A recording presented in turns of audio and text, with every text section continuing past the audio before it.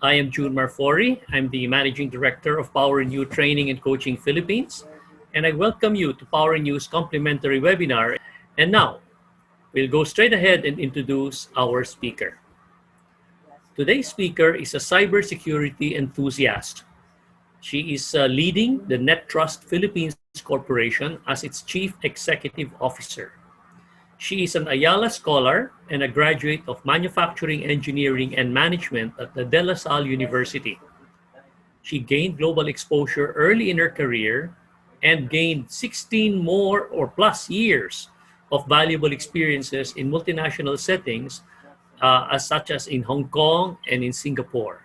She believes in continuous improvement and empowering young leaders, being a young leader herself. She became a managing director and a CEO at the young age of 32. She is also a mother to 4 lovely girls. Everyone, let us welcome our speaker, Jennifer Capones Tongco. Thank you so much for that lovely introduction, June. All right, whenever I do a webinar, I always start with giving you some of the goals that I have in this talk. So let me begin by telling you the first goal, which is to create an awareness of the cybersecurity risks during the pandemic.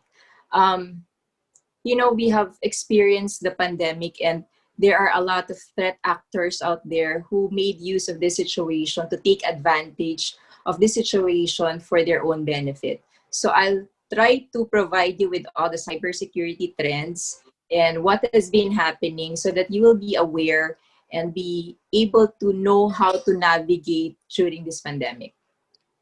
And then number 2, I'll be able to share with you some cybersecurity incidents that has been happening and how did it happen, what was the goal of the attackers, and what can we do to help protect ourselves from that. And that will be the goal number 3. So I'll try to share actionable steps that would really help you guys.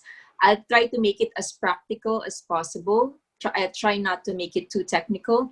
And so that, at the end of this talk, you'll be able to have something that you could take away. And it is my goal, and it is my, I feel it's my responsibility having some sort of knowledge on cybersecurity. I don't claim to be an expert, but I would like to be able to share with you and somehow help you to become secure in the process. That's okay. All right. All right. I have this cyber attack trends. This came from Checkpoint Cyber Attack Trends 2020 Media Report. What I'm going to show you here is what's really happening globally. For example, here at the upper left side, you will see cyber warfare escalates. The war now is not really all about, ammunition and all about firearms. It's not about that anymore. It's all about who has the best cyber techniques, cyber warfare techniques. So like for the World Health Organization, because of the COVID, they had reported that a 500% increase in attacks had happened. That's some of those things that are happening. We also saw some mobile exploits. If you are using, because everybody's on mobile right now, right? So if you're using iOS or Android, more so if it's Android, they are now providing applications there that are really malicious. And you thought that, for example, it's a COVID tracker app, but it's actually an application that actually has malware in it. So you have to be careful on those. We've also seen some double extortion attacks. What does that mean? I don't know if you have heard of the word ransomware. From the word itself, ransom, it's actually, it's like, it holds your data hostage and it asks for a ransom before it gives it back to you. So what it does, it encrypts your data and your whole system such that you will not be able to access it, because anything encrypted cannot be decrypted if you don't have the key. So they keep the key, they encrypt it, and The only way for you to be able to have access to that data again is if you pay them a ransom money. So that's why it's called ransomware. But organizations had been quite smarter in its approach. So they had been ramping up on their backup data. So even if you encrypt that data, I don't care, because we have some backup here. We're not gonna pay any ransom fee. So the attackers also are now becoming smarter in such a way that what they do is, if you don't pay the ransom, they are threatening to expose your data into the dark web, right? So that's why it's called double extortion from two angles. So that's what we've seen so far. There's also an increase of 4,000% in terms of COVID-19 related attacks. What does that mean in terms of numbers? From 5,000 per week, it has reached 200,000 per week just from February to April 2020 alone. Right? So imagine that. And with our exposure to cloud, because everything has to be fast, remember, right? So everybody's going to the cloud. It's inevitable. So what they're doing is they're trying to penetrate also the cloud infrastructure. If you're using Azure, or your company is using Azure or AWS, of course, they would say that they have a way to protect and encrypt data, but then there had been some cybersecurity news that this had also been attacked. So what we see happening, should be happening, is that if you have your data on the cloud, that's fine, because that's really the trend. But do it a hybrid solution in such a way that you encrypt the data on the cloud, but you keep the keys on premise, right? So that's a good approach. You leverage on the cloud, but then you still protect your organization by encrypting the data and keeping the key yourself, and not relying on the keys of these providers. All right. Now let's talk about cybersecurity statistics. Ponemon Institute is an institute that actually does annual research. Usually it's funded by the different huge organizations. This year it was funded by IBM. So according to their data breach report 2020, there are 3,200 individuals that were interviewed. So there are 524 organizations across 17 industries. These were interviewed and they were the ones who were breached, right? So based on this, the total cost average of a breach, just for you to have a perspective, it's good for you to have a perspective, even just for yourself, or, well, if you're trying to impress your boss, or, it's good to have this kind of knowledge, to have, an insight on what's happening globally. So the average total cost of a breach is actually $3.86 million per breach. I'd like that to sink in, $3.86 million. And the time to identify and contain is actually 280 days. It's almost a year. And within that, the time to identify is actually longer. So maybe it's around 200 plus days to identify, and to contain is around 80 days, right? What does that tell you? The attacks could already be happening within your network, but you're just not aware of it. Later, you will see what kind of threat that is. That's a very sophisticated kind of threat. Now, in terms of the highest country cost, this is across the globe. So that's what they had studied. Everybody, 117 industries across the globe. So the highest country cost is United States.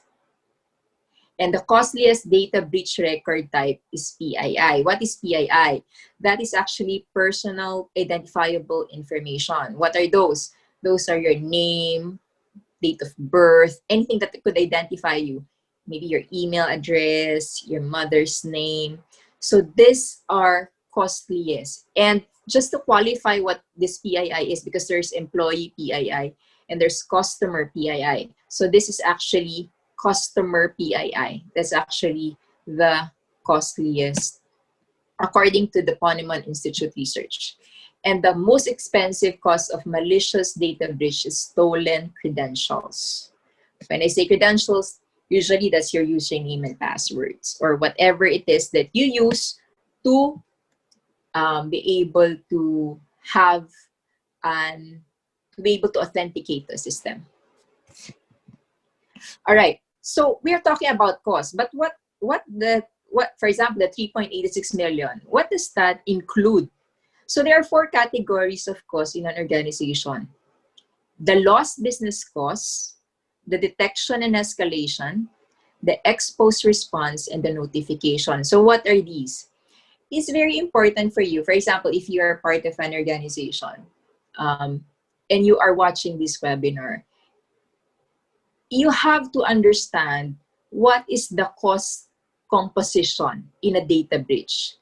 40% of the cost involved is actually lost business costs. What does that mean? You may be losing your customers, right? Well, because of reputation, that's lost business. For example, you are an e-commerce company. You know that an e-commerce company, every second that your system is down, your website is down, you're losing money. So that's lost business costs. Another one would be the cost to acquire a new customer, perhaps. So those are, that's the largest part of the pie, the lost business costs. The next one would be detection and escalation. Of course, once it's there, you have to do a lot of those forensics. How did that happen? You have to hire expensive cybersecurity professionals as well to investigate what had happened. So that's part of it.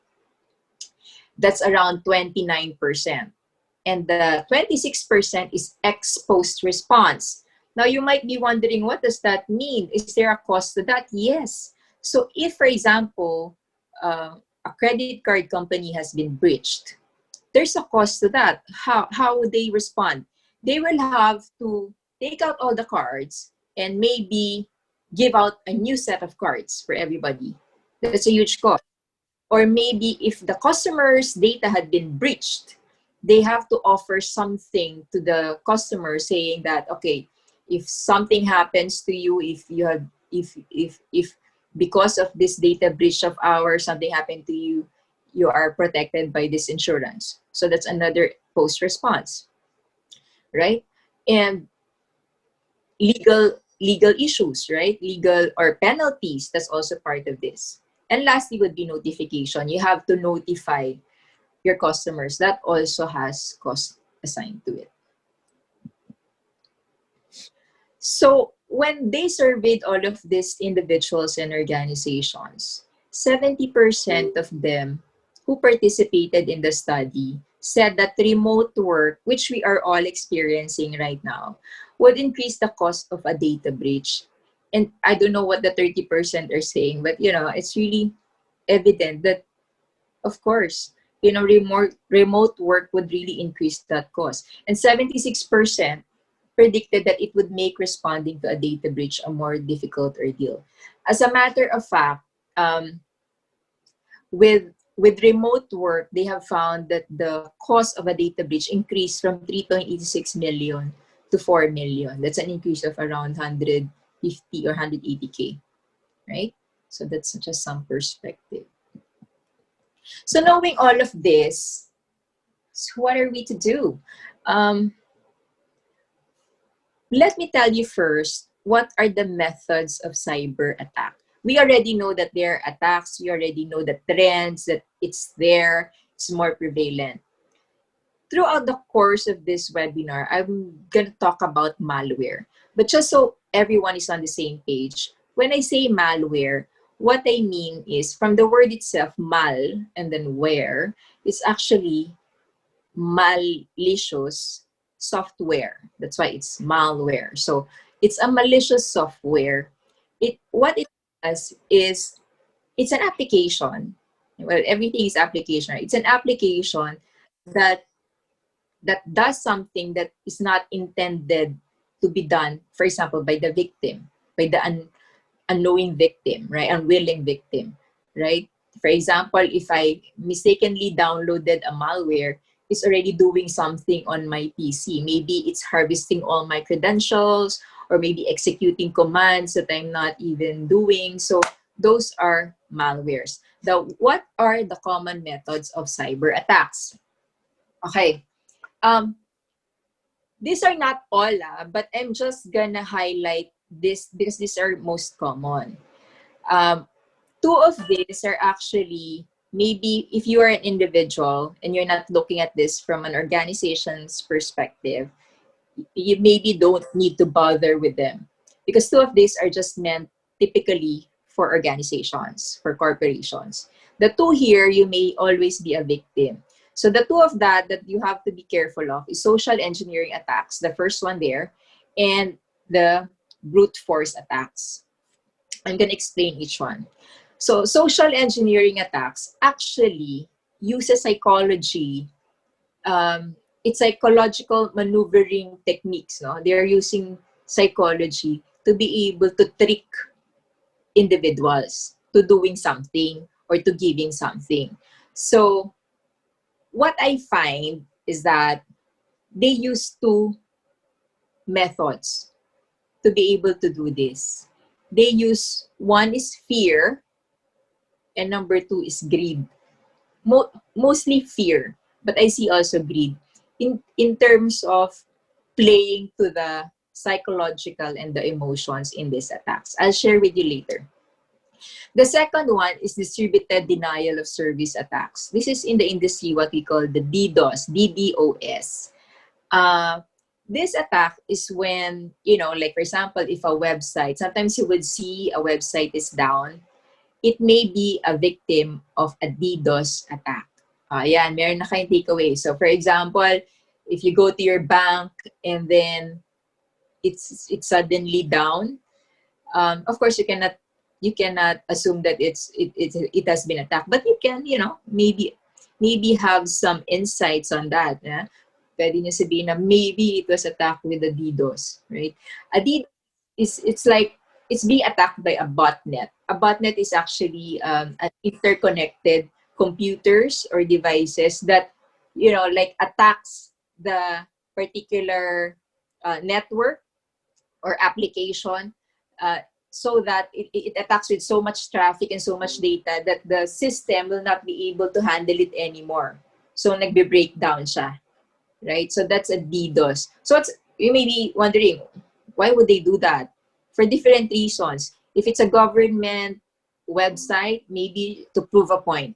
If it's if it's a bank, or is it something else, maybe it's for competition, right? So there are different motives for doing such attacks. But typically, these are targeted to organizations, corporations, and government agencies. Okay, the next one is advanced persistent threats. These are also meant for either government or corporations. Why? We call it the APT, advanced persistent threat. This is sophisticated.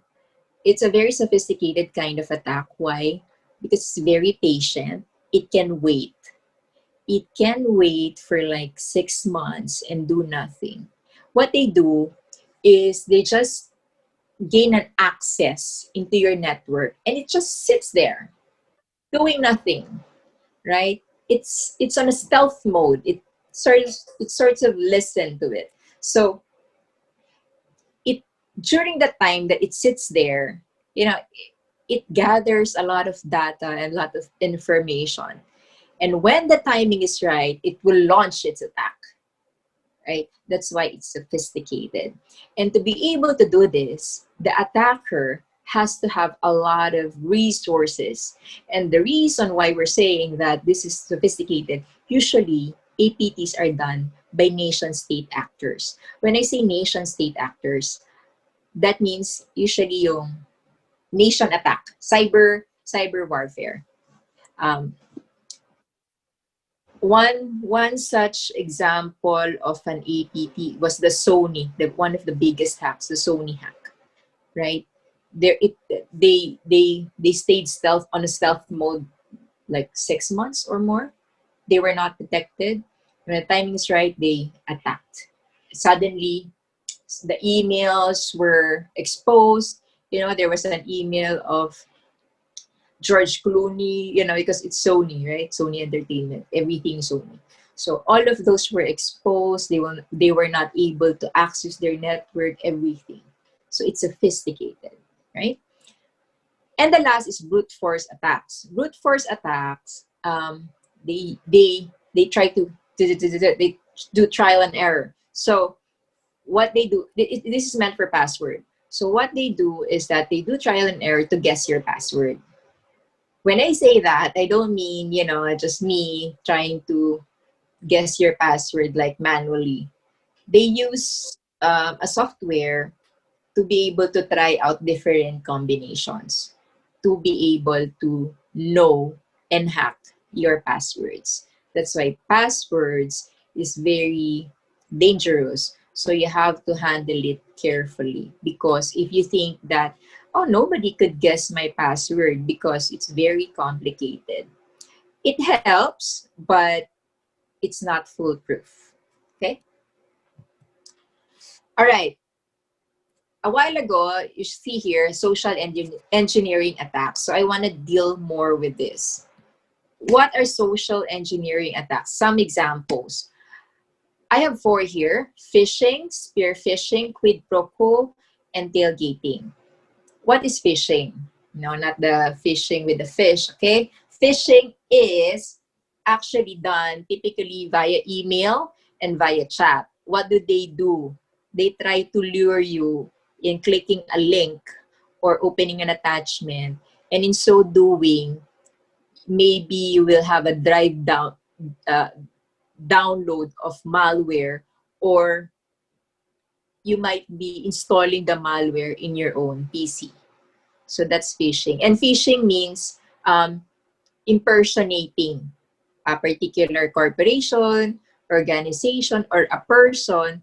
So when you look at the email, for example, maybe your bank is ABC. I don't want to mention any banks. Those are my clients. But anyway, ABC Bank.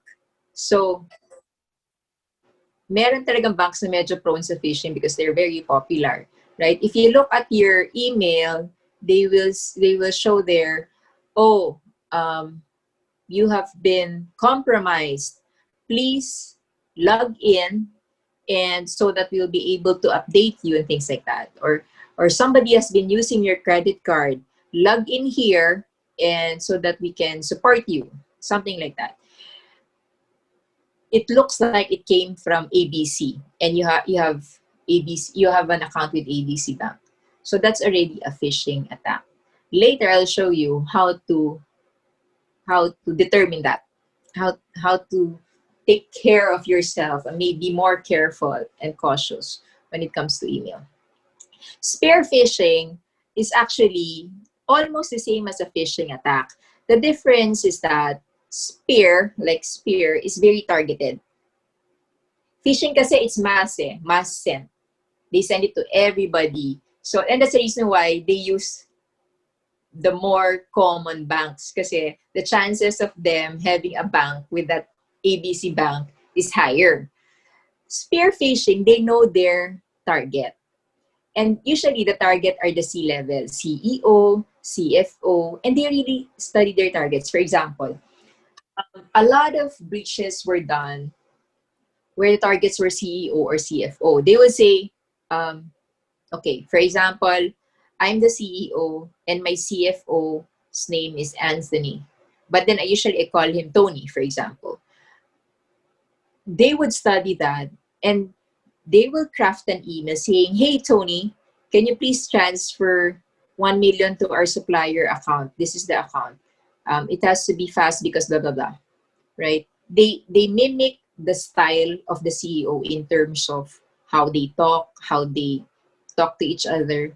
So the CFO would think, oh, okay, I have to transfer this. Believe me, you might think that that's stupid, but it's not. It's human weakness. It's human weakness. So, and a lot of them are being targeted, and a lot of them are giving their money.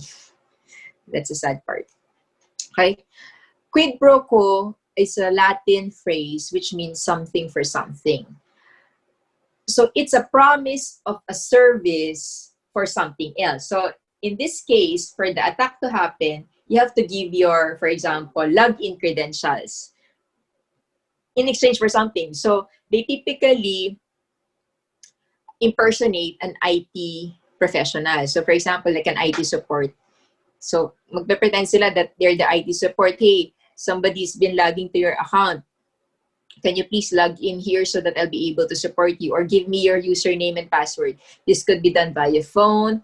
This could be done via email, you know. So this is quid pro quo. A lot of people are victimized by this without knowing it.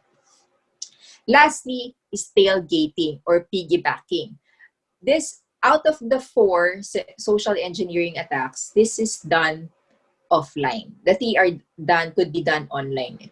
This one is done offline. This is where, you know, you tailgate, diba? Like,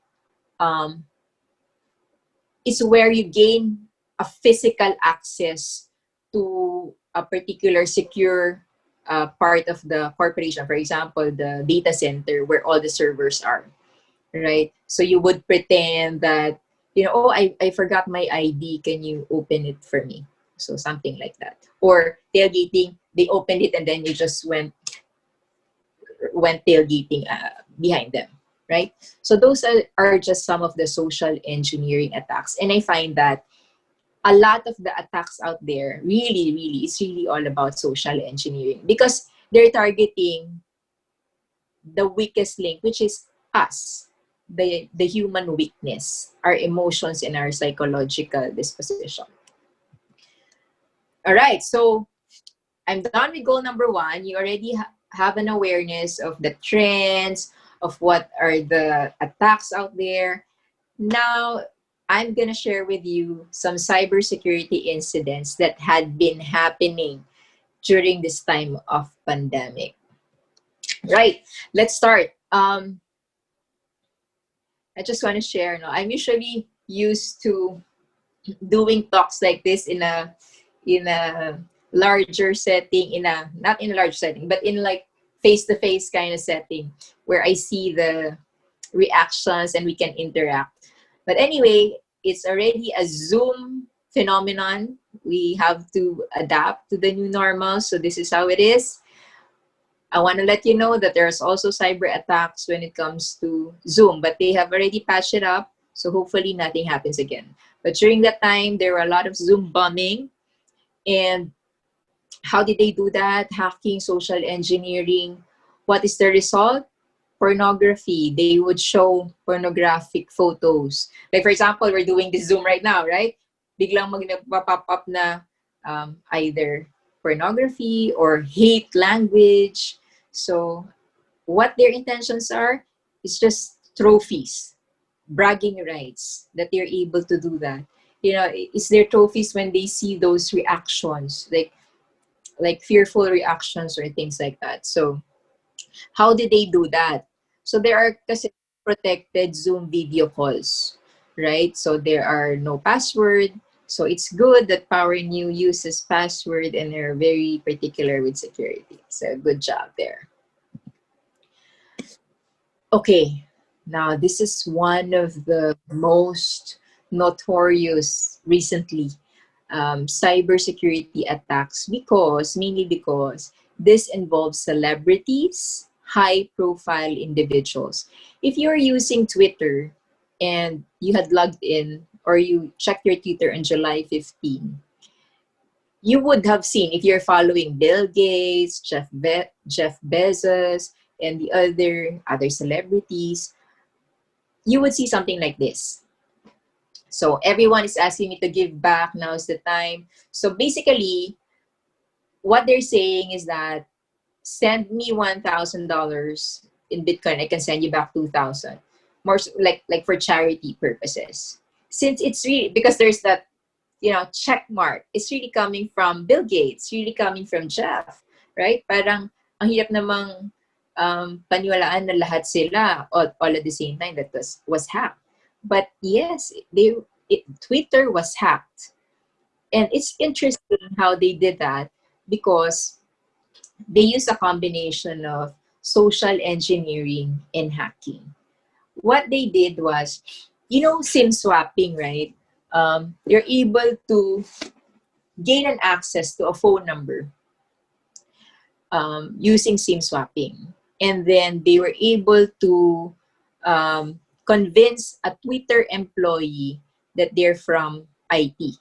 So, social engineering yun. Maraming mga, how they're sweet talkers, perhaps they're able to extract that. So, having that, they were able to gain an access on the admin panel. So, once they had that admin access, they're able to get hold um, of these accounts, and they posted on behalf of all of this. So what was the result? 110K, or some say is 117K in Bitcoin transactions, right? So that's one of the very popular attacks recently. All right, let's talk about ransomware. Again, ransomware is all about a malware encrypting all the files. Once it's downloaded, it will automatically encrypt all your files. And you will only be able to decrypt it if you pay them a ransom fee. That's why it's called the ransomware. And this is very, very, very prevalent. Before, there's WannaCry. Now, there's a gang called the Maze ransomware gang, where they have been doing a lot of this ransomware attacks. They were the ones, I think, responsible for the Canon ransomware. So this was just done last August 5th. Very recent, na? Last month lang. Of course, loss of money, reputation, and things like that. If you're wondering, what's that? What's a ransomware? It really looks like a ransom note. This is an example. See? I'll give you a minute to read that a bit. This is well, I got this from Leaping Computer. It says here that this is the actual ransomware note given to Canon. So you cannot access the file right now, but do not worry, you can get it back. So they have to pay, right? Ayan. If you can see that, Maze ransomware. Okay. I don't know if you have seen this fake contact tracing app. I hope not. So if you did, and you did install it, you would have been a victim of ransomware on the phone, on the Android phone. What it does is that it's a mobile app disguised as a COVID-19 map tracker. So once you install it, you're actually installing a ransomware. So it's a malware again. It encrypts your whole phone. And the only way you'll be able to use your phone again or decrypt it is if you pay $100. So, ayan, maraming na-victim dyan. So, there are also quarantine-related phishing scam. So, they will say, oh, you've won. That's why I said a while ago, they would operate on two things. They will appeal to your fear or appeal to your greed. Right? So, okay, ito fear to. Someone who came in contact with you tested positive or has symptoms for COVID-19. So once you've clicked this, it might have malware. You might be downloading already a malware once you click that link. Here naman, greed siguro to. Also, 2 months of Netflix premium free. Sa inyo, fear lang yan and greed. And usually, for phishing attacks, they appeal to the emotions, di ba? Sometimes they create a sort of panic within you such that you need to take some action. Panic yun pag fear. Kapag naman greed, talagang it will excite you. You know, parang, uy, di ba? So that's one of the attacks. All right. Now, this is all about phishing, no? So, again, kasi Zoom is very prevalent, right? I mean, actually, in terms of stocks, a lot of them has gone down. But those who have gained are the likes of Zoom, Netflix, Amazon. So, Zoom is very popular until now. What happens is that since most companies are using Zoom, they're targeting Office 365 users. What they do is that they send fake Zoom notification to Office 365 users. Sabihin nila, for example, oh, you've missed a call, or you have a call waiting, or any kind of, they will really copy whatever, however Zoom does it. And of course, typically, you might be able to log into your Office 365 Outlook, but Office 365, and be able to provide them an access to your credentials unknowingly. So you have to be careful. There are a lot of this business email compromise, World Health Organizations, and the likes. All right, so those are the cybersecurity incidents. I could go on and on, but we don't have a lot of time to cover all of those. So I just chose a few that I think you might be interested in. So now, this is the most important part of all. How do you protect yourself, right? We know already the trends. We know what's happening. We know examples of cybersecurity incidents to learn from. Then what, right? How do we learn from this? Right. Since a lot of the attacks are actually all about, done usually through phishing, I thought of, creating a sort of a guide on how you can protect yourself from phishing attacks.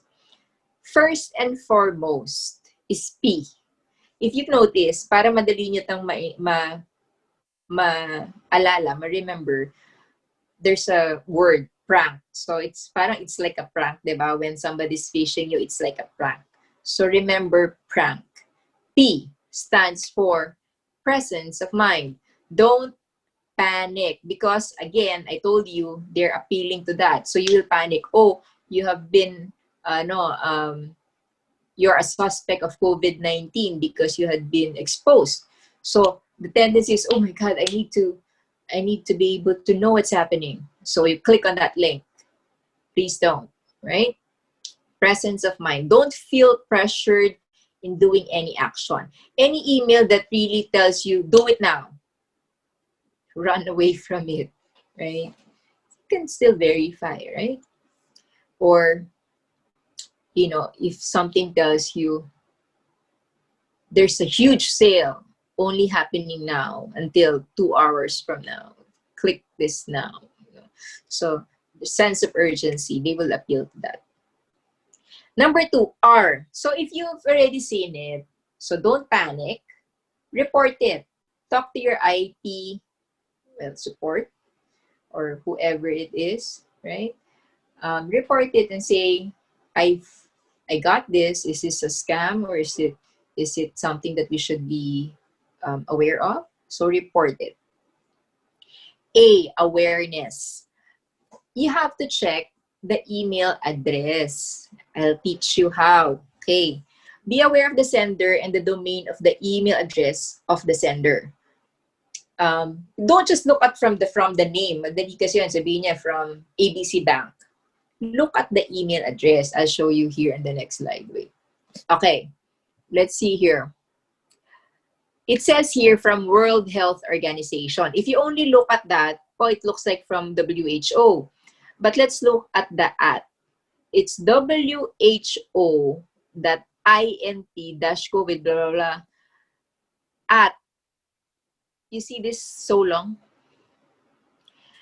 The domain name is actually the one after the @ That's a domain, right? And the domain of WHO is who.int. So if you don't see anything at who.int, dapat yun lang ang makikita nyo. Anything more than that, that means it's a lure, right? So you have to know the domain name. So bibigyan ka example. Kunyari, BPI. So ang domain niya, bpi.com.ph. So dapat at bpi.com.ph. Be very careful. Sometimes yung I, ginagawa nilang 1 so that you will not notice it, right? So dapat be very careful in looking at the after the at sign. Okay, after the at sign. Minsan nilalagyan nila ng mga slash yan. So dapat yun lang. So going back, that's A, check email address.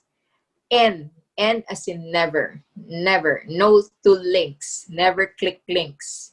Don't click on those unknown links. So you will receive an email saying, click on this link and so that you'll do this, blah, blah, blah. You'll get this. Don't click on that link. N is no. Never. K is knowledge. Take care of what you know. Kasi that's what they are after. At the end of the day, it's all about your data. So, K is for knowledge. Personal information should not be shared ever. Don't you ever share your personal information over email, whatever it is. All the banks, all the corporate, they will never ever ask for your password. All right? So there you go. Prank. P-R-A-N-K. Right? Okay, I hope you learned something there. So this is an example.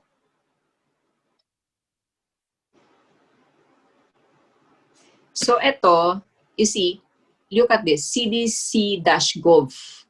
Hindi siya -gov eh. CDC.gov siya. CDC.gov. Okay? Kita mo, .org. Yun na yung domain niya. Malito. What else? So, now we're being more on the practical side. So, don't give personal information readily to anyone.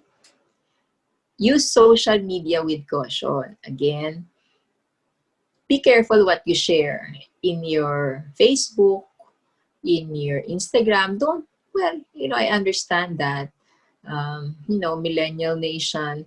So, we are always sharing a lot of things. And there are pros and cons naman to it.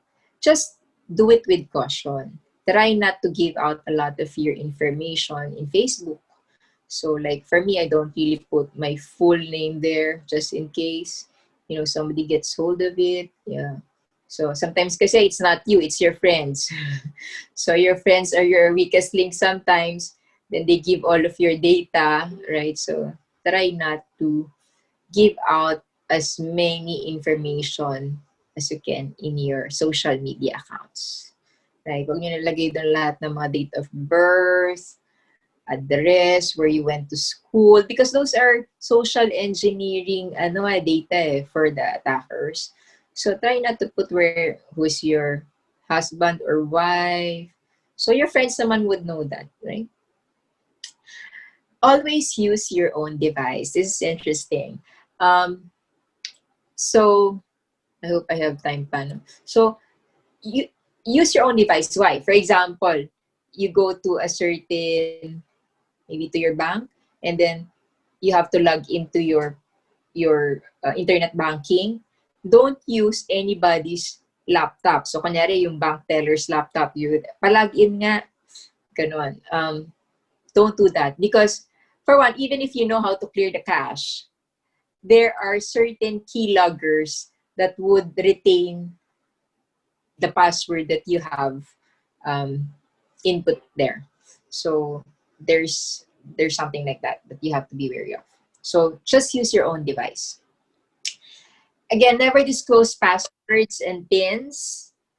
Okay, this is obvious, but sometimes it's not so obvious because when they ask you, like when they're supporting you, you tend to disclose, oh, ito yung password ko. So if they're supporting you, and sometimes naman talaga it needs to be accessed, you type the password and it should be in your own laptop. And even don't share passwords with husbands, wives, whoever, father, mother, okay? Never open strange attachment and applications. We've covered that. Don't disable security tools. Sometimes you would disable your antivirus. Diba? So don't do that. Be wary of HTML emails. Try not to activate some photos or videos within the email body. Mind your clicks. Don't click, click, click, click, click, click trigger happy clicking. So don't just click. All right. Be mindful of downloads and installation. Like when it asks you to download, be careful. Don't just say, okay, okay, download ka lang yung download. So don't download. Practice good password etiquette. How do you do that? There are some, you use your password for everything. So for example, if your Facebook account had been hacked, you can easily be hacked in everything, like maybe your internet banking or your email. So don't use the same password. There are so many things pa with password. Don't repeat it. Don't use names, your names. Don't, you know. So you can have a good password manager. Apply updates to your mobile devices, computers, and applications because the security patches are done with updates. So if your Windows pop up a notification that you should update, you should update. And of course, this one is my favorite. Please, please do not join public, unknown, or unsecured Wi-Fi networks. Of course, sometimes we cannot help it. We really need to be connected. You go to a hotel, you go to a, what's this? A coffee shop, and you need to have free Wi-Fi. So you connect to the Wi-Fi, you are exposing yourself, not to mention your organization. So please, do not connect to public Wi-Fi. So sa Zoom naman, private and by invitation, use strong passphrase, and use a lobby or waiting room, which I think POWERinU has done. Not I think, I know that they have done this waiting room a while ago. Okay? Don't forward a virtual meeting invitation to just anyone. All right, so that ends it. I'll want to end you with this. Passwords are like your underwear. Don't let people see it. Change it very often. Don't do side A, side B. And you should not share it with others. So if you're gonna think about passwords like your underwear. Never, ever share it. Don't let anybody see it. All right. With that, I end my talk and thank you so much. Thank you very much, Jen. Very, Thank very you. informative, as always, very engaging. So we'd like to open the floor for questions, and we'd like to welcome our participants to please feel free to type in your questions at the Q&A chat box.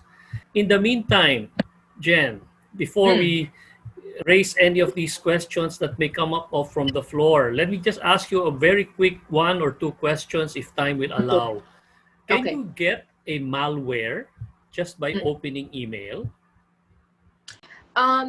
Previously, before, yes. Previous, no. Parang the geeks will laugh at you if you say that.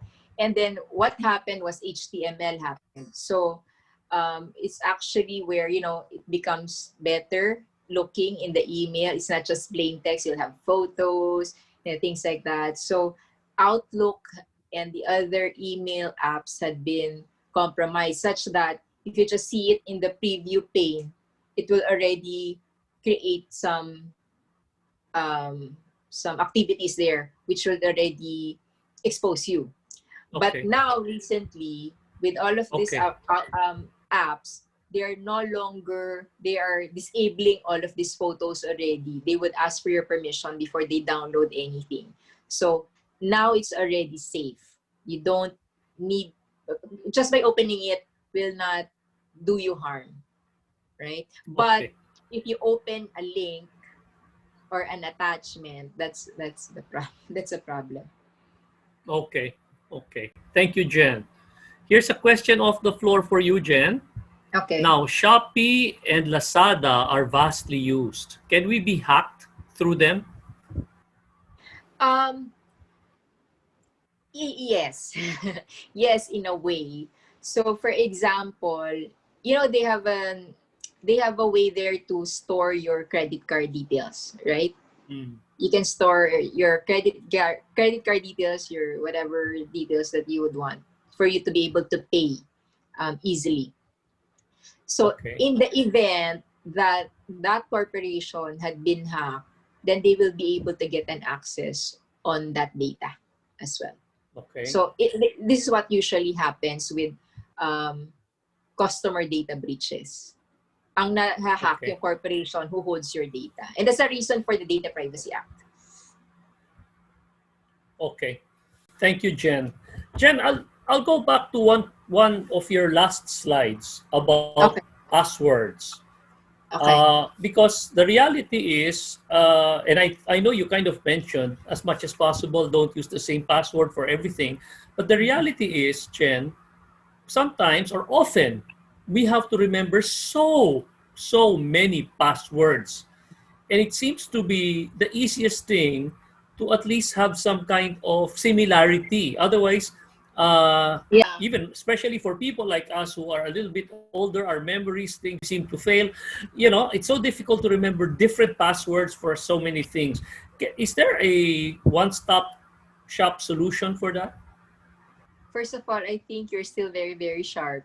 But anyway, just to, just to answer your question, yes. So there are apps out there which are called password managers. They Okay. were the ones who will manage your passwords. They will create the passwords, complex passwords for you, such that you only have to remember one, and then they will create the password for the different applications. One example of a free app, I think, is LastPass. You can research online. There are a few there. LastPass is one of them. It's free. So LastPass. you can use that. Okay. And one more thing is, well, yeah, kung ang problema is yung pag-remember, that's one. But number two, I would really encourage you, if the application is actually, okay, if the application is actually supporting two-factor or multi-factor authentication, enable that. So for example, in Facebook, you can enable that eh. So you can go to Okay. settings, privacy, and enable two-factor authentication, such that if you log into another, with another device, they will ask for a step-up authentication, not just your password. So if somebody hacks your password, they will not be able to get the other password, right?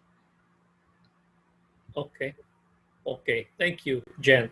Jen, we probably have time for one or two questions na lang, but here's one Okay. question that came up off the floor.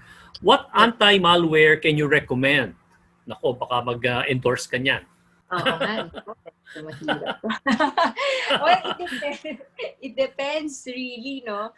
Depends on the budget, depends on what's the scope. Marami naman antivirus dyan. Of course, there's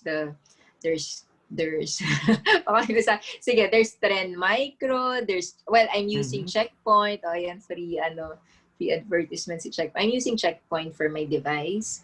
It's Uh-huh. actually like a sandboxing solution. So, kung meron mang zero-day attacks na contain niya, tapos hindi ko basta-basta, pati yung mga phishing attacks, nakikita niya, parang ini-scan niya muna. Tapos lahat ng mga files, for example, kina-quarantine niya muna. So, quarantine is the term. Okay. So, that's one example. There's Trend Micro, there's McAfee. So, Okay. as long as you are using any naman for kung personal, kung organization naman, they have a lot of more sophisticated tools for that. Do you know, Jen, still if there are free antivirus softwares, and are they safe to use? Um, Do you know? I think meron naman yata that comes free when you buy. Pero usually 1 year lang yon, and then you have to renew. Usually you have to renew on the second year. So, Okay. Normally when you buy a computer. mm-mm. Okay. Okay. Jen, this will have to be the last question. I'm sorry. Okay. How about a signature app? Is it safe? One that you put up your signature. Okay, I have to qualify that. I'm not sure what he or she means by signature app. Like for example, for us, we use a signature, digital signature. Kasi ngayon, 'di ba, COVID, you cannot do face to face. So that's actually one way. This is Yes. what you call digital transformation, right? So we also offer some solutions like that where we put digital signatures. So I'm just not sure what he or she is asking, but generally speaking, for example, Mhm. like the DocuSign where you digitally sign, it's pretty safe and it's actually encouraged to use digital signatures or electronic signatures. Okay. Okay. All right. Well, Jen, thank you very much once again. We thank you again for joining us. We thank Jen for speaking to us tonight. And we do hope all of you will join us again in our next webinars. Thank you very much, everyone.